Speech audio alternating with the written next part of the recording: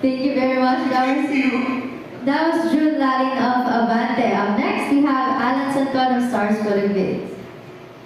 Hello, good afternoon everyone. Congratulations sa inyong new film, Red Flag. So yung tanong ko, I don't know if it is your first time to work sa bawat isa. So, how was it working with each other? And what are the challenges you encounter? Siguro same doing this Red Flag. Yes. Si Mika, mabait and sweet, madaldal.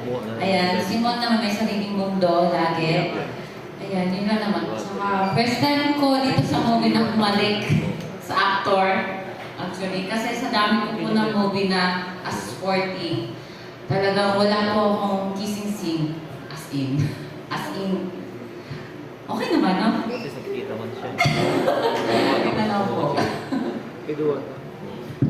Ako po, yung first time ko po silang makatrabaho pareho. Wala naman ata tayong eksena. Wala kaming eksena ni Joanna. Pero kapag break, kami yung magkakasama.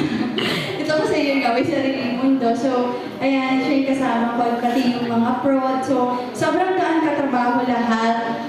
Smooth and mabilis. Komportable kami sa isa't isa. Ayan. Para po sa akin, ayan, sobrang nice po silang katrabaho lahat po. Wala naman po akong nakitang negative. Red flag sa kanila. Yun po. Kay Ellen, hindi niya sagot yung tanong na ano yung challenges na eksena ng ginawa niya dito? Yung encounter. Challenge? Siguro nung... ano ba? Ano bang challenge? Parang di naman ako na-challenge. Joke lang. Hindi, yung trabaho kasi namin sobrang ang gaan, ang dali lang, lalo na kay Direk Lakambili. So sobrang, yung challenge na ginagawa namin, yung challenge, siyempre, sa akin challenge talaga yung mga sexy scenes kasi, nandun pa rin yung kaba sa akin every time na gagawin yung eksena yun. Pero, yun nga, napapadali naman dahil nga sa co-actors and also sa director. Ayun. Ayan, na-challenge po ako yun nga po dun sa kissing scene namin ni Mon. Kasi first time ko talaga, hindi ko alam kung ano yung re-react ko. Pero ayun, almost forcing yata yung ginawa namin ng sa bed scene, ng kissing scene po namin. Yun lang naman po. Challenge po sa akin dito, parang may isang araw na parang 4 po yung bed scene ko. Siyempre, masakit po yun. Masakit po para sa akin yun. Siyempre, tanggal plaster, balik na po.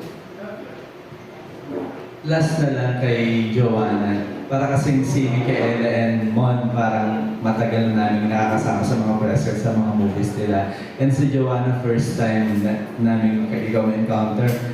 Please tell us something about kumbaga paano ka nagsimula at naging part ng Viva Max and paano sila nakadiscover sa'yo. What do you do before? Parang ganun. Yes po, ako po yung nanalo po ako sa Playmate of the Year 2019 sa Playboy Philippines.